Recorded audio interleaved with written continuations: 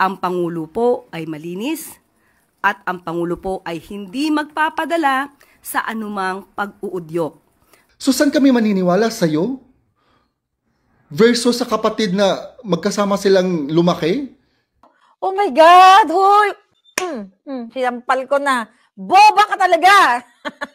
Alam natin kung A quick follow-up lang po. Is it the right time to for PBBM to do a hair follicle test? Kasi kanina po may post po si Senator Amy Marcos, sabi niya kakasa siya doon sa DNA test, basta kakasa din sa hair follicle test si PBBM. same station. Yes, Net 25. Yes. Ulitin natin. Uulit-ulitin natin, hindi po tayo magpapadala kung ano ang sinasabi ng mga maiingay. Matagal na po itong naresolba. Uulit-ulitin ko paulit-ulit. Ang Pangulo po ay malinis at ang Pangulo po ay hindi magpapadala sa anumang pag-uudyok. Pag-uudyok ng mga destabilizers, pag-uudyok ng mga obstructionists na walang gagawin kundi magbigay ng mga kondisyon, magbigay ng pag-uutos sa Pangulo kahit hindi na po ito naaayon sa kanyang pagtatrabaho. Oh, ayun. Nakita niyo mukha niya. Pagkatapos proud siya dun. Proud siya sa answer niya. Claire Castro, brain dead ka ba? Nalaglag ka ba ng nanay mo nung maliit ka pa tapos nauna ulo mo? Ano ba? Para siyang para siyang may something. Alam mo, Claire Castro, ito kasi, it's a matter of public trust. It's your responsibility. Siyempre, paulit-ulit namin itatanong yan because it is a matter of public trust. And Presidente siya, he's leading an entire country. It's his responsibility to clear his name. Ang dami niyong sinasabi.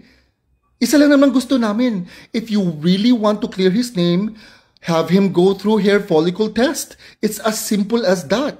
So, saan kami maniniwala sa'yo? Versus sa kapatid na magkasama silang lumaki? Ang tanga mo, no? It's his responsibility. It's literally his job because he's the president of an entire nation. It's his responsibility to clear his name. Ano hindi nasasang-ayon sa trabaho niya? Trabaho niya yan. It's part of his responsibility. It's a matter of public trust. And right now, the people of the Philippines are disgruntled because we know that he's doing drugs. And it is his, again, responsibility to clear his name, to restore public trust. Ang tanga mo. Ewan ko sa'yo. Ay! Kung nakakay lang to, gurgur ka na. Gustong maglinis ng kalat. Bakit siya masyadong concerned ngayon about di umanong paggamit ng drug test? Samantalang ating Pangulong... Ay, di umanong paggamit ng drug test. Tangin na talaga. Nauulol ka na eh. Umami, nagmamarihuana. Hindi niya kinall out. Oh my gosh. Fentanyl. Baka, alam mo ba kung bakit gumagamit? Kung bakit gumamit si PRRD? Meron siyang karamdaman para sa pain. Si Bangag gumagamit ng pulburon na hindi naman prescribed ng doktor, ipinagbabawal. Oh. Wala siyang pagtutol. Wala na kayo masabi. Ngayon, Pangulo mismo gustong luminis ang bansa. Wala na masabi, putang ina. Bakit nagiging si Senator Amy Marcos? Anong gusto mong patunayan sa mga sinabi mong ganyan? Oh. Matagal ng issue to. Patunayan na to na hindi totoo ang bintang na yan. Ginawa nyo yan para siraan lang ang Pangulong Marcos Jr. Nagpagawa pa kayo ng AI-generated na video. Pero nung hindi umubra at napatunayang peke, AI-generated. Lahat na lang pagbibintang para masirang Pangulo, ginawa nyo. Pero lahat yan, peke. Grabe itong taong to, ano? Grabe, Senator Amy, itakwil nyo na itong babaeng to kung kamag-anak nyo.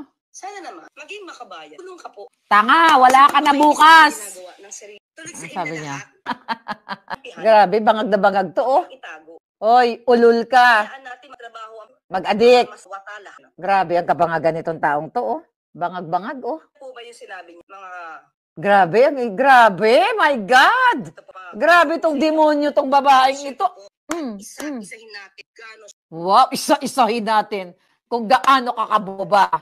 Napanood natin yan. ay yurakan. Alam na natin kung saan gumagawi ang isang Senator Amy Marcos. Huwag natin panoorin si Bro, Tapos na ang karir mo. May mga nabasa ako, mukhang nagkakaroon ng liberasyon dyan sa AFP and PNP. Matatapos na si Clarissa Taratara, dapat ito makulong tong ito. Lahat ng kasabwat ni Bangag, dapat sila makulong, dapat sila ay pagbayaran nila ang lahat ng kanilang kasalanan, mga kababayan. Dahil ngayong araw na ito, pinatunayan ng isang Maharlika na tama lahat ang expose ko. Lahat po, yung Wikipedia, tulungan nyo ako dahil hindi naman ako techie, i-edit nyo yan. Ilagay nyo yung mga link. 'Di ba? Hanggang ngayon, walang ibang pwedeng magsalita na addict si Bangag na may personal knowledge at naka-witness ang mga kapatid. 'Di ba? Alam nyo yan kung kayo man ay mga kapatid na biktima ng ganyang bisyo, alam na alam nyo yan. Yes, hindi natutulog ang Diyos dahil Diyos na mismo ang gumawa ng paraan, sabi ni Ruth Ann Visaya. 'Di ba? So, mga kababayan, maraming mawawalan ng trabaho na trolls dahil yan ay binabayaran ng Bangag Administration. Kumilos na kayo, mga artista, religious groups, NGO, lumabas na kayo sa kalsada. Yan, dyan kayo humarap sa Camp Aguinaldo, kalampagin nyo ang mga kapulisan, ang mga kasundaluhan. Ano na ba? Hindi dapat ito mapapalagpas ang ginagawa ni Bangag Jr. Alam nyo, yung rally na yan, may nakapagtimbre sa akin dyan. Okay? Na talagang yan, ang rally na yan ay manghudyat para magsiwalat ng katotohanan ang mga taong may alam. Gusto ko lang po sabihin sa inyo na hindi napunta sa kawalan ang paghihirap ng isang Maharlika. Okay? I have to be proud of myself. This time, bibit-bitin ko na po yung bangko ko. Okay? Thank you sa pagtutok ninyo. Thank you sa lahat nilabanan ko. Lahat ng pagigipit nila, lahat po ng kaso, may ulit-ulitin ko po, ang dami kong warrant of arrest sa Pilipinas dahil sa exposeng ito. Sa expose ng pagnanakaw at expose ng pulburon dahil sinasabi, ito daw ay defamation. So kapag wala na si Bangag, I hope yung mga lawyers nating kaibigan, you have to help me kasi wala akong pabayad sa abogado. Alam nyo yan. 'Di ba? Ang daming kaso na yan.